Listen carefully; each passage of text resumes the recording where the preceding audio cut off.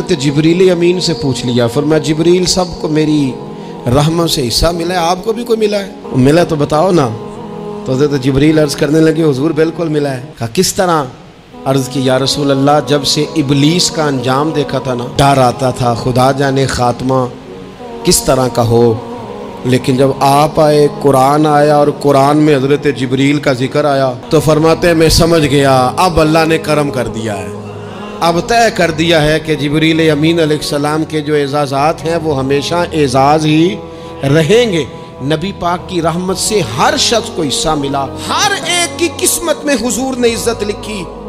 कहा बाप राजी हो गया तो रब राजी हो गया। फरमाया माँ के कदमों के नीचे जन्नत, बहनों की बेटियों की परवरिश जो करके आएगा मेरे साथ जुड़ के उंगलियों की तरह जन्नत में जाएगा।